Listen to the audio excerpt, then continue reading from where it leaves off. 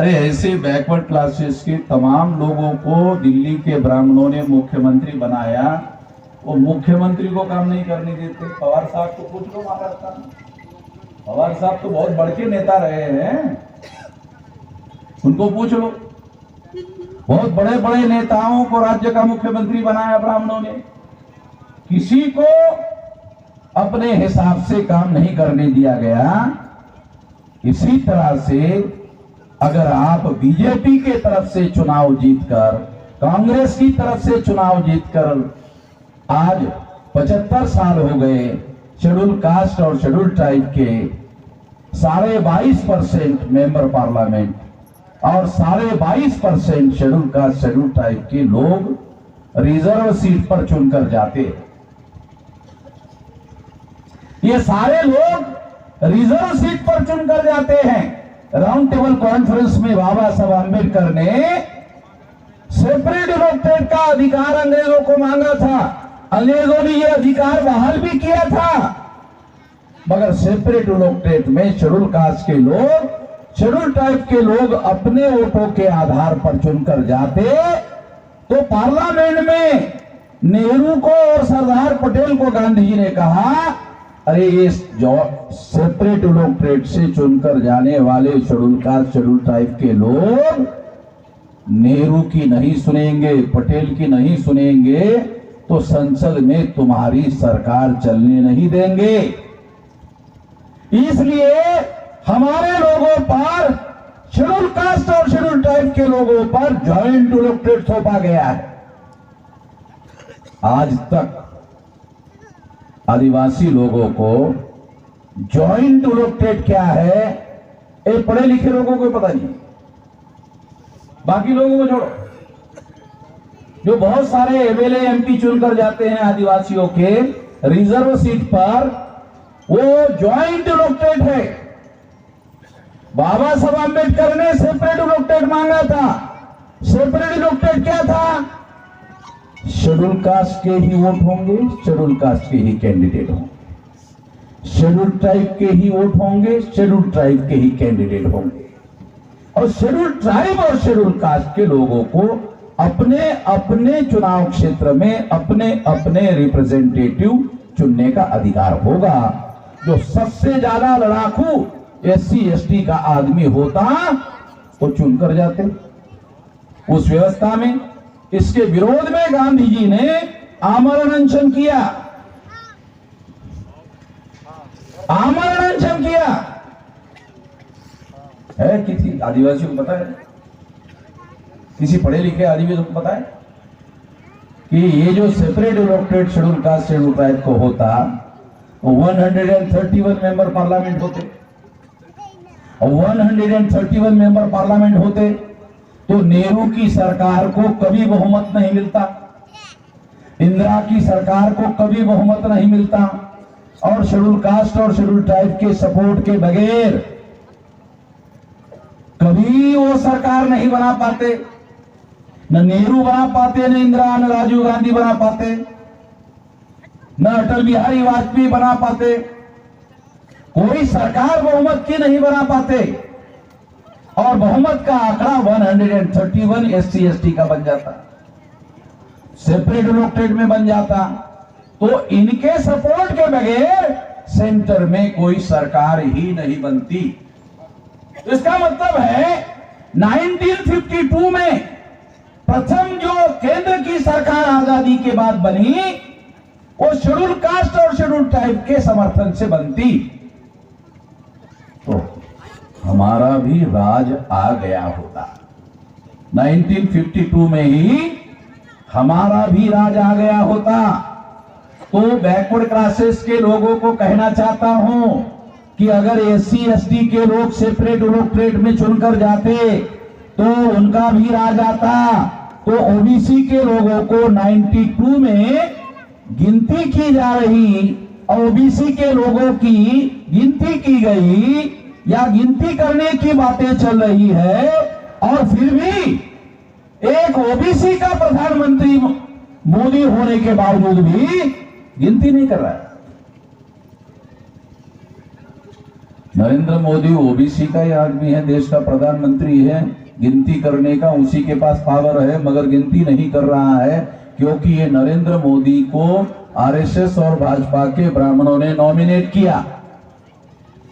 तो ये Narendra Modi nominated prime minister है, ये इलेक्टेड प्राइम मिनिस्टर नहीं है, ये नॉमिनेटेड प्राइम मिनिस्टर है।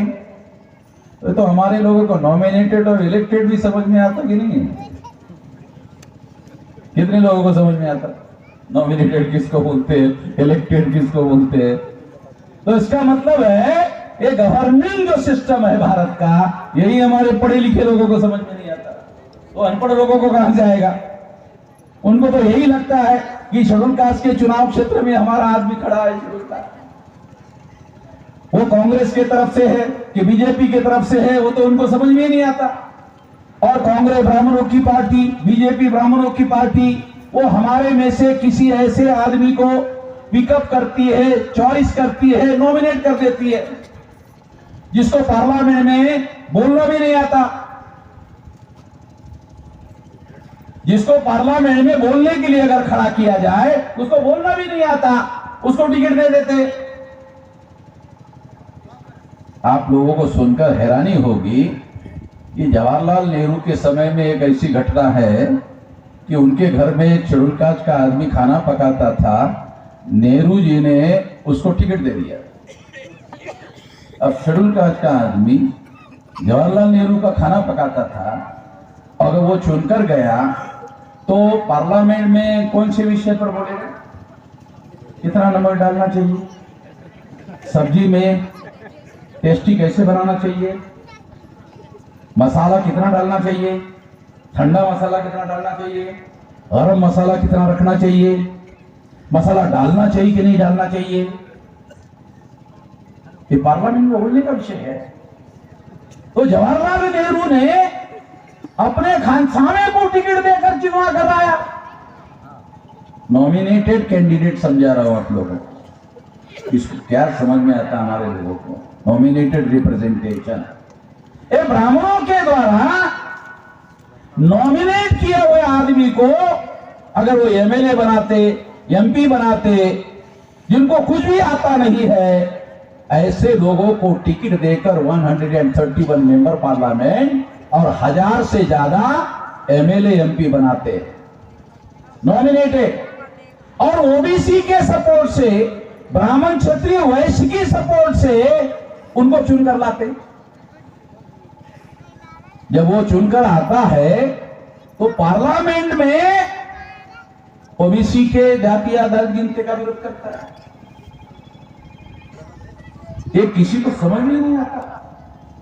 जो शेड्यूल कास्ट का आदमी रिजर्व सीट पर चुनकर जा रहा है, शेड्यूल ट्राइब का आदमी रिजर्व सीट पर चुन के जा रहा है, उसको ओबीसी के रिजर्व सीट पर ओबीसी का आदमी चुनकर जाना चाहिए और ऐसी ही सीटें रिजर्व सीट ओबीसी को होनी चाहिए।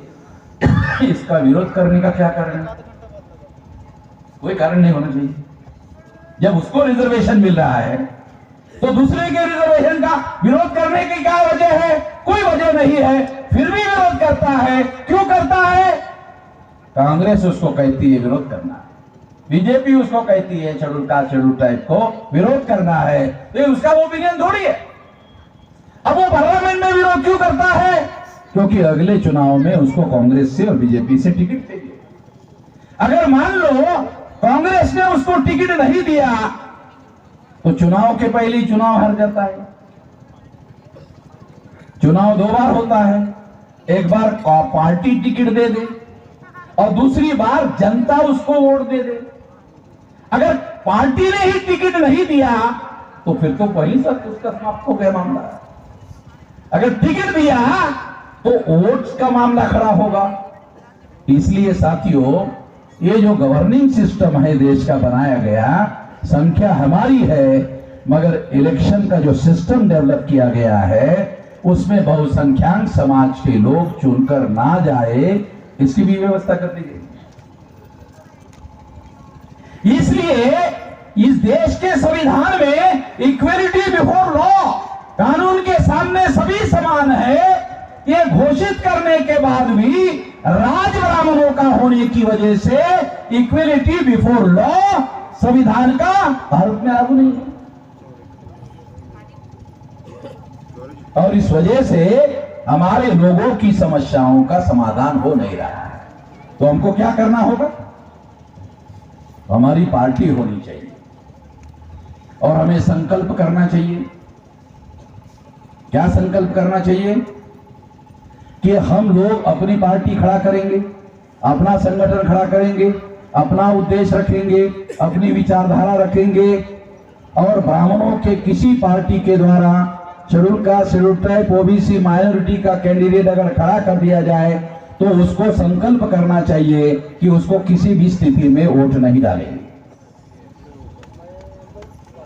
आपको कभी वोट डालने के लिए जबरदस्ती किया जाता है क्या? मुझे तो मालूम नहीं है कि हमारे किसी आदमी को जबरदस्ती वोट करने के लिए कहा जाता है। जब जबरदस्ती वोट करने के लिए कहा नहीं जाता है तो जब हमारी संख्या ज्यादा है तो हमें अपने बुद्धि, पैसा, हुनर, समय, श्रम, ये महापुरुषों के आंदोलन की बदौलत ये पांचों साधन आज हमारे लोगों के पास है। बुद्धि है, पैसा है, हुनर है, समय है, श्रम है, ये पांचों साधन हमारे पास है और अपने बल पर अपना संगठन खड़ा कर सकते हैं, अपनी पार्टी खड़ा कर सकते हैं। अपने लोगों को कांग्रेस, बीजेपी और ब्राह्मणों को टिकट मांगने के बजाय अपनी पार्टी बनाकर अपना टिकट ले सकते हैं। ब्राह्मणों को टिकट मांगने की जरूरत नहीं है, हम अपनी ही टिकट पैदा कर सकते हैं, अपने ही लोगों को टिकट दे सकते हैं। और ऐसा करें तो सर हर चुनाव क्षेत्र में 85% वोट है। 40 मायावती जब मुख्यमंत्री बनी यूपी की तो उसको 30% वोट पड़े। 403 विधानसभा में 207 विधानसभा की सीटें मायावती ने 30% से जीती और पूर्ण बहुमत की सरकार बनाई थी। जब 3 मजबूत पार्टियां कांग्रेस, बीजेपी और हमारी पार्टी, मान लो कल्पना करने को कितना पैसा लगता है? चलो मुफ्त की कल्पना भी नहीं कर सकते। ये मुफ्त की कल्पना क्यों नहीं कर सकते मालूम? ये दिमाग की दरिद्रता। हम लोग आर्थिक रूप से कम दरिद्री है, दिमाग से ज्यादा दरिद्री है। जो लोग दिमाग से ज्यादा दरिद्री होते हैं वो लोग आर्थिक रूप से ज्यादा दरिद्री होते हैं। इसलिए हमारे लोगों को पढ़ने लिखने के अधिकार से वंचित किया गया। जब पढ़ने लिखने का अधिकार हुआ, एससी, एसटी, ओबीसी के लोगों को भी अगर रोजगार करना है तो अमेरिका जाता है। अभी पढ़ा लिखा हमारा एससी, एसटी, ओबीसी, माइनॉरिटी का आदमी जो है, जब पढ़ा लिखा हो गया अमेरिका जाता है, यूरोप जाता है, लंदन जाता है, ये गल्फ कंट्री जो मुसलमानों की है वहां जाता है, वहां कई लाख रुपए सैलरी कमाता है,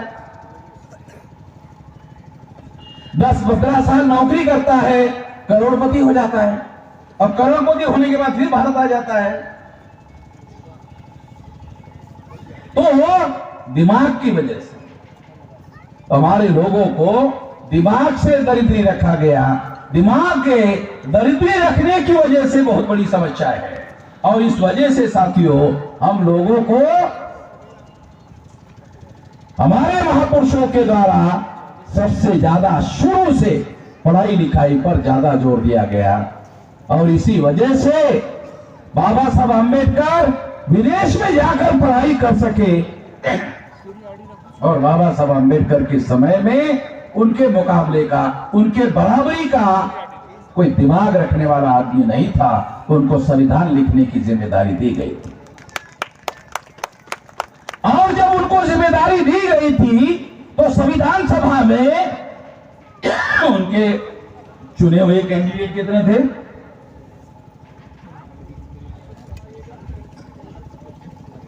उनके पार्टी के, बाबा साहब अम्बेडकर के पार्टी के चुने हुए कैंडिडेट कितने थे? बाबा साहब अम्बेडकर के पार्टी का चुना हुआ बाबा साहब अम्बेडकर अकेले ही थे। तो उनको संविधान लिखने की जिम्मेदारी दी गई। क्यों? क्योंकि नेहरू को, गांधी को ऐसा लगा कि अगर हम लोग लिखने की जिम्मेदारी लेते हैं तो ये अकेला आदमी संविधान सभा में संविधान की ज्यादा जानकारी रखने की वजह से हर बार ऐसे संवैधानिक प्रश्न खड़ा करेगा जिसका जवाब देना मुश्किल हो जाएगा। तो उसी की जिम्मेदारी है। संविधान हमारे फेवर में है, संविधान हमारे फेवर में है, बहुमत हमारे विरोध में है। समस्या क्या है आज की? मनुस्मृति सारी की सारी हमारे विरोध में थी, तो देश का कानून ही हमारे विरोध में था। तो 26 जनवरी 1950 को देश का कानून हमारे समर्थन में हो गया। फिर क्या समस्या है? Non implementation. नॉन इम्प्लीमेंटेशन क्यों हो रहा है? पार्लियामेंट में हमारा मेंबर पार्लियामेंट नहीं है। शेड्यूल कास्ट शेड्यूल ट्राइब के 131 मेंबर पार्लियामेंट चुनकर जाते हैं, वो सारे के सारे नॉमिनेटेड है। उनको पार्लियामेंट में बोलने भी नहीं दिया जाता। तो हम लोगों को उनको अपना रिप्रेजेंटेटिव मानकर नहीं चलना चाहिए। हमारे लोग उनको अपना रिप्रेजेंटेटिव मानकर चलते हैं, इस वजह से हमारा इंडिपेंडेंट संगठन नहीं बनता। अरे हमें इंडिपेंडेंट संगठन बनाने की क्या जरूरत है? हमारे 131 मेंबर पार्लियामेंट बगैर संगठन के चुनकर जाते हैं। ऐसे हमारे नालायक पढ़े लिखे लोग सोचते हैं। जो शेड्यूल कास्ट शेड्यूल ट्राइब के नालायक पढ़े लिखे लोग हैं, वो ऐसा सोचते हैं, अरे हमें संगठन बनाने की क्या जरूरत है? बगैर संगठन के हमारे 131 मेंबर पार्लियामेंट चुनकर जाते हैं, 1000 से ज्यादा एमएलए चुनकर जाते हैं। हमें अपना संगठन बनाने की क्या जरूरत है? अरे कांग्रेस से चुनकर जाने वाला एमएलए एमपी नॉमिनेटेड है, नाम हमारा लेते हैं, बाप वो है। समझ में आता है? नाम शेड्यूल कास्ट का लेते हैं, नाम शेड्यूल ट्राइब का लेते हैं, नाम ओबीसी का लेते हैं, बाप वो है। नाम किसी का लेने का, बाप कोई और होने का, ऐसे संतान को, ऐसे औलाद को क्या कहते हैं?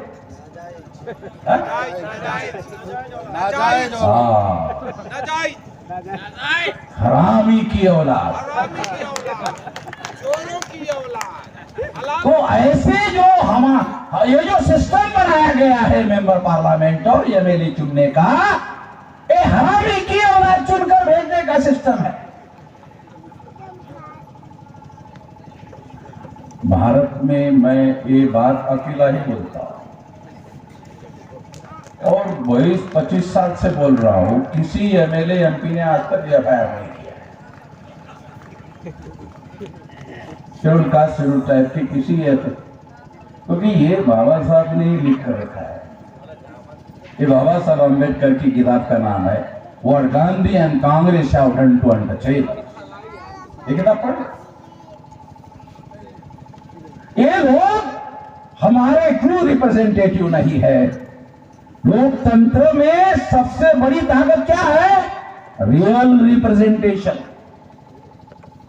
हमारा रिप्रेजेंटेशन ही नहीं है, हमारी केवल संख्या है, रिप्रेजेंटेशन नहीं है। लोकतंत्र है, संविधान है, रिप्रेजेंटेशन नहीं है। संविधान में सारे अधिकार है, रिप्रेजेंटेशन नहीं है। अमल करने का काम कौन करेगा? अमल करने का काम कौन करेगा? संविधान के जो ब्राह्मण विरोधी है, उनके ऊपर संविधान के अमल करने की जिम्मेदारी नहीं लगाई जा सकती है। ना वो कर सकते हैं, ना वो कर रहे। इसलिए साथियों, मैं आप लोगों को जो मौलिक बात समझाना चाह रहा हूं, अपना संगठन निर्माण करने की जरूरत है। अपना संगठन शेड्यूल कास्ट का, शेड्यूल ट्राइब का, बैकवर्ड क्लास का, माइनॉरिटी का, 85% लोगों का, और अपने रियल रिप्रेजेंटेटिव चुनकर भेजने की जरूरत है। हमें केवल सामाजिक बात नहीं करनी चाहिए, आर्थिक बात नहीं करनी चाहिए, हमें संगठन निर्माण करके व्यवस्था बदलने की बात करनी चाहिए। अगर आपकी दिल्ली में सरकार आई तो केंद्र सरकार का बजट कितना है? 50 लाख करोड़। आया किसी को समझ में कितना है आंकड़ा? है? दिमाग को जोर लगाओ। मेरे को समझ में नहीं आया तो पहली बात तुम लोगों को कैसे आएगा? मैं डेली प्रैक्टिस करता हूं, मेरी में समझ में नहीं आया। 50 लाख करोड़ 3 बार बोलने से थोड़ा वो समझ में, एक बार बोलने से नहीं। 50 लाख करोड़। चलो ठीक।